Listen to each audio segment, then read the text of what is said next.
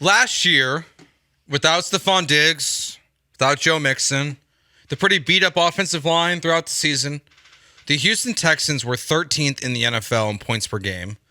And we stumbled upon this question on the Reddit, which I've learned a lot about on this show. I now am an active Reddit user. Hell yeah. I was not until I realized that it has some value in life, I've learned. So we found this question of, and this has been, batted around before. I saw the power rankings of the best offenses in the NFL from ESPN the other day as well. They had the Texans at 2. But the question is, can the Texans have the best offense in 2024? I think points per game is the best way to determine this. It's just the easiest way to do it. You can go more semantically if you want to, but they were 13th in the NFL last year. They were 7.7 points behind the Dallas Cowboys. The Dallas Cowboys were the number 1 team in the NFL last year in terms of scoring, nearly 30 points per game. It's quite a bit. Do you think the Texans can be up there? Because I think that's where you need to be. You need to be close to 30 points per game to have the number 1 offense in the NFL these days. Even though they've added so much talent, just scoring 30 points a game is a daunting task for any NFL team. That's a good way to look at it. I mean, these statistical metrics, but I think the best offense in the game can beat you in a variety of different ways. Mm-hmm. Now, my question is going to be, this year, can the Houston Texans win a game by running the football? It's not something that they're going to do very regularly, given the weapons that they have. You have now 3 very good, 2 great wide receivers with C.J. Stroud. You have a pretty good tight end. You have a better running back than Devin Singletary, at least best case scenario, and Joe Mixon. But I feel like if you're a really good offense, you can win a game by just going Death Star mode and bombing the ball deep all game long, which CJ Stroud is very good at. But you can also win a game by just strangling a team by running it on the ground. And that's what I guess I'm looking for, because if they're able to do that, that means that they can attack certain teams based off of the weakest parts of their defenses. And there are going to be some teams that they go up against that just can't stop the run. Mm-hmm. It would be nice to win games against those teams by running the football on them, and also sort of throwing an air of uncertainty into the head of whatever defensive coach is going to be going up against them. Obviously, you're going to have to prepare for CJ Stroud and those receivers every single week, but I think that, yeah, looking at those numbers, that's a good way to go about it. But there's going to be a gut feeling, I think, as well that we should be able to measure through, and I think that's the one I'm looking for. If they're able to win a game in multiple different ways, not just by scoring 40 points or something like that, I guess that would make them different than what the Miami Dolphins are in the first half of every single year. Well, to your point, the Texans are one of 11 teams in the NFL that last year did not average 100 rushing yards per game. They averaged 96.9. And you add Joe Mixon, you assume it's going to get better, right? Because we saw it was much improved with Devin Singletary in the back half of the season, but the beginning of the year was a disaster. Yeah, and they were trying to figure out if Dameon Pierce was a fit, and they eventually just phased him out entirely. Part of it, I think, had to do with the offensive line, too. 100%. I mean, you had the musical chairs going on the offensive line, and you had to put Titus Howard on the inside and all those things. So the offensive line, hopefully, is just going to be more consistent, another year older, and a little bit meaner and maulier on the ground, which should allow for someone like Joe Mixon to do better. But also, potentially, Dameon Pierce, too. Yeah. So that Dameon Pierce, who I know that the Texans don't seem to like because he's a little impatient in there. Well, maybe if you got guys that are pushing people back, Dameon Pierce isn't going to feel the need to do all sorts of dancing before he hits the hole. Yeah, because he just needs to run. Go through the hole. He does, but sometimes it's like he wants to run into contact as opposed to being patient. Mm-hmm. He is, as soon as he gets the ball, he's going to go as fast as he possibly can. Yeah, so I'm going to say the Texans will have a top 5 offense in the NFL next year, without a doubt. Without a doubt.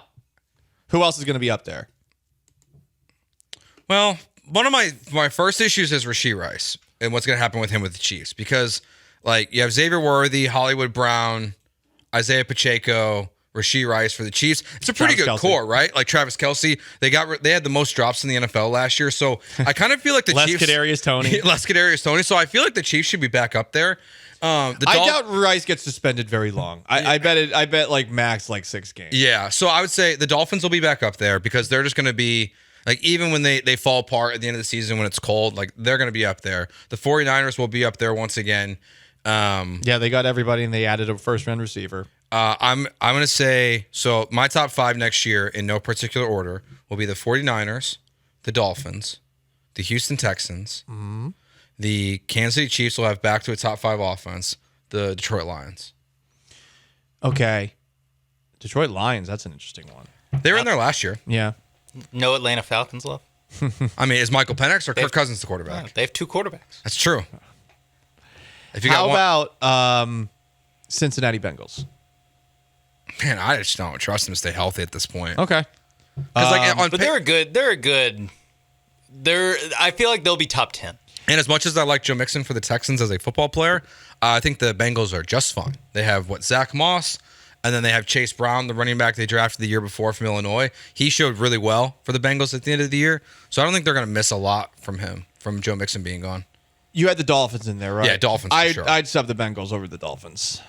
I don't think the Dolphins are a year-round operation, and part of it is the uniforms, and part of it's their history, and part of it's Tua. None of it's fair. Mike McDaniel. I just always feel like when it's the latter months of the year, the Miami Dolphins are going to get cold. Do we maybe the Jets, huh? I mean, they should be, think maybe in the theory. Jets? I mean, they've improved their offensive line. They have Breece Hall. Aaron Rodgers is healthy. I refuse to acknowledge them as a good team until they're actually good. They can score a lot of points. They Sure. should be able to. Well, like Anyone could score a lot of points. I need National to Football League, see Garrett Wilson like become the guy we thought he was going to be. It's not his fault. Yeah. It's very Nico Collins-ish Yeah. because Zach Wilson was his quarterback, who really sucks. But Garrett Wilson is he has not been developed into the hype machine that he's supposed to be. Well, he was good his rookie year though. Obviously, he won Rookie of the year. So but I people mean, thought he was going to be like a top 5 wide receiver very quickly. yeah, it doesn't matter where you rank. Last year for the Jets offense, you really got to throw the whole thing out. How it did was yeah, a joke. The Jets basically just had like a redshirt year as a team. No, it's what you guys are saying. Like I'll kind of believe it when I see it. Yeah, it's more like when will catastrophic things not happen to them? No, They have been a clown car for 50 years. It's been enjoyable for me. Like, Yeah. I love it every single year. It's like, oh, how are they going to F it up this time? I was trying to think of like the good quarterbacks in the AFC, and I looked up at the TV screen, and they're literally just showing Aaron Rodgers at. I mean, I don't think it's a current thing, but throwing passes in a Jets practice, and I was like, oh yeah, the Jets have a good quarterback theoretically if he can make it past 4 plays. What about the Eagles? We didn't mention them. I mean, they have Devontae Smith, you have AJ Brown, now you have Saquon Barkley. I wanted to bring them up. They're an Good interesting O-line. one. The offensive line's going to be worse. They had such lost a 2 bad guys. finish to the year. I think really like last year did a hurting on Jalen Hurts' reputation. Big time. As much as he Sorry for built, the like pun. as quickly as he built it up, he lost everything. Yeah, I was gonna say he quickly went from. I mean, he was up there in like when you're listing off like the top 5 quarterbacks. It's like, you also have Jalen Hurts, and then after last year, it's like everyone's like kind of at the place where it feels like, well, he had one good year with Shane Steichen as his coordinator, and he lost Shane Steichen, and He threw a lot of interceptions. He was 3rd in the NFL in picks. Yeah, man. Like Sam Howell and Josh Allen, the only 2 who threw more. He had 15. You got those weapons. I mean, with AJ Brown and Devontae Smith, arguably like the best 1-2 wide receiver combo in the league. They're certainly paid like it. Yeah. And I don't know what it was last year for Channeled U Zone, but yeah, there's definitely some skepticism about it. And the other thing is too, he stopped running the way that he used to. I don't know He what keeps the getting hell hurt. happened. He keeps getting hurt. Yeah, but Joe, I remember like the first game of the year, I was like watching Jalen Hurts not try to go for first downs. It was like he was kind of turtling, and it's like, dude, you are the most built quarterback that I can ever remember. Like I remember thinking this in college when he was at Oklahoma, thinking to myself, holy crap, he literally looks like a running back when he runs down the field. Like I don't think anyone wants to tackle him. And he got paid, and after you get paid to be more, I feel like careful and cautious. I don't know what happened. Maybe it was coaching telling him to do that or what. But I go back to I just remember it so vividly when it happened. But like in 2022, it's so it was week 15. They played Chicago, and he took off and he got hurt. And then the next 2 games, Minshew had to play. Mm-hmm. And then the whole conversation, he played that last week because they needed it. I think it was because the 1 seed. And then the whole conversation throughout the playoffs was how his AC joint in his shoulder was severely sprained, and he struggled to throw the ball. Now they dog walked the Giants and the 49ers in the next 2 games in the playoffs, and then eventually lost the Chiefs in the Super Bowl. But I wonder if it kind of goes back to like that Bears game in 2022 where he once again got hurt and he hurt his throwing shoulder. Mm-hmm. And to your point about the coaching, if they're just like, dude, we need you to be able to throw the ball. Yeah. Like you can't, like if you're gonna do it, like you can't lean in with your throwing shoulder when you're gonna go after people. It's like I get you can lower your shoulder, but please can you don't. Not all the time? And there does seem, or at least early in last season, especially because they're coming off the Super Bowl, there felt like there was a little bit of arrogance from the Philadelphia Eagles, like especially maybe it's just Nick Sirianni, honestly. But as far as you look at the rest of the NFC, you look at the Eagles. Obviously, every draft, Howie Roseman gets an A. I saw that graphic where the last 3 drafts, the Eagles have gotten an A. And there might have been some arrogance of like, well, week 1, you don't need to be putting out on the line in the regular season. We have bigger plans in January and February, and it's like, you kind of have to get there, guys. Like they did make the playoffs, but at that time they're already losing. Was it like 6 out of the last 7 or something? And it was just disgusting effort all over the field. So, yeah, Hurts is gonna need to bounce back, but they have the receivers. They added Saquon. So Nick Wright says Howie Roseman not a good GM in the NFL. This take is fascinating. That's a good Nick Wright take. He said that he's zagging against the consensus opinion. I do think that much like we had with Belichick back in the day. To what you were, sorry, say what he's being said about. Howie Roseman. Nick Wright said that Howie Roseman is essentially drafting players that match up with like Daniel Jeremiah's big board, so that when the draft grades come out, that the media says he's right because he matches what the media says. I don't disagree with this though. I do think like there's a consensus crowning of him, and I mean we talked about this a couple of shows ago. He has had his job for an abnormally long amount of time. I'm assuming he is the longest tenured general manager in the NFL, and I mean they won what? 1 Super Bowl in that stretch, and it was kind of flukish where Carson Wentz, the quarterback that they drafted and traded up a lot to go get, gets hurt, and Nick Foles, the guy that they had and got rid of, is the one who wins it. Yeah, there definitely seems to be.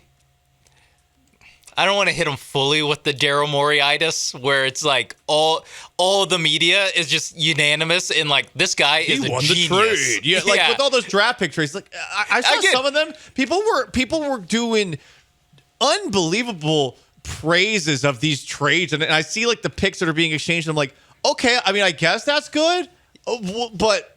Ultimately, it really just matters what the picks are. But he did a great trade to get more picks. To get picks for next year. Yeah, he was trading picks from next year, and people are like, "Well, it's a bad draft next year." It's like we don't know. We don't know that.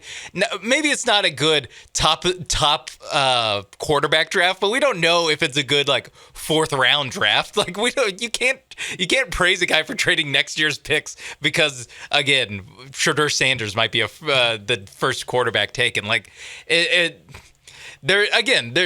there just seems to be a little bit of Daryl Morey-itis where it's like all these smart, quote unquote, smart NFL media is giving him an A every year for his draft. And then kind of it's a self-fulfilling prophecy of, well, we like what he does because he kind of does the stuff we would do. Yeah, it's an interesting take. Howie Roseman it looks like he's like the 5th longest tenured GM in the NFL. Yeah. This list says Jerry Jones is number 1. I guess in a way. It has Mike Brown, who's the president of the Bengals, but he kind of is the one who operates everything. Mickey Loomis of the Saints, John Schneider of the Loomis Seahawks. Has been there a while. Yeah, Schneider's been there. And then Roseman would be 5th. Okay. In my mind, he's 3rd. Yeah, like, Jerry Jones. Jerry Jones is not. He's not getting fired. Yeah, like you can't fire this guy. He's You not don't really know. the GM anymore, I think. Either. No, I think it's Stephen Stephen Jones. Interesting text here. When we talked about the worst contracts using sports that just came in, Bagwell and Biggio are the worst. I did not say this. My name is Joe George. This is not me. Joe just said that. I don't want to be accused of this. I'm gonna edit this from and the post it from the on 713. social media. Bagwell and Biggio are the worst Houston contracts ever. They made 50% of the payroll, 25 others sharing the other 50%, did absolutely nothing in the playoffs, and then Bagwell screws a team even after he retires. Damn, Joe. Joe, Guys, Those please- are my childhood idols. that those you're are talking about. Astros Hall of Famers, right? Childhood idols of Sean. And many other 20-year-olds. You just ruined so many people's Wow. dreams. this is a eviscerating text. That was a lot to go back to being serious. How much of that has to do with the Reggie Jackson comments about Bagwell and Biggio also being involved, right? Like, because Biggio, it feels like he caught some strays there, too. Yeah, I mean, if you're going to talk about, like, I know they didn't perform in the playoffs. Someone else on the text line tried to say J.J. Watt. Ooh, wow. Like, what? How many defensive player of the years did he win after he got his contract? 0, probably. Interesting. I think I think maybe one, but It might be one. he had the best playoff of any Houston Texan ever in 2011. Like right before he went off, he had the pick 6 against the Bengals, and he had 3 sacks against the Ravens in the divisional game that they almost won, despite TJ Yates almost throwing 7 interceptions. I do appreciate that we've gotten to the point, like the galaxy brain point of worst contracts in Houston sports, where it's like actually it's the good players. Yeah. Was he going to say Hakeem not the bad Olajuwon? players. It started. The reason we're talking about this is Unbelievable. Jose Abreu was hitting under 100 and got sent to Florida in the middle of the Now season to get right. Now everyone's trying to be a contrarian. Now, Yeah. you know what? The 3 Hall of Famers. Those are the bad contracts. Hakeem Olajuwon didn't even finish his contract with the Rockets. He finished it in Canada. Oh, man. Some people have takes. That's what we'll say. Cheryl Swoops She couldn't even keep the Houston Comets going bankrupted the team. when that guy from the furniture store bought them, not realizing that they made no money. Well, hey, they might be back. Was that Hilton Furniture? I forgot. Maybe. I remember we did a couple of TV shows from his store back in the day. Sports Zone Unfiltered. Me and John Lopez back in the day. 6-year run Wow. TV show. Yeah. You've done a lot of random TV shows. Who? You. Didn't you do a show with Granado, too? I did. It was called Just Saying. Just saying. With Patty Smith as well. That show lasted over a year. That was right before you went to Seattle, right? It was, yeah. That's why the show ended. They say. Oh, okay. That's why they. You broke up the Paul, show? Yeah, it's always I Paul's fault. broke up Just Saying.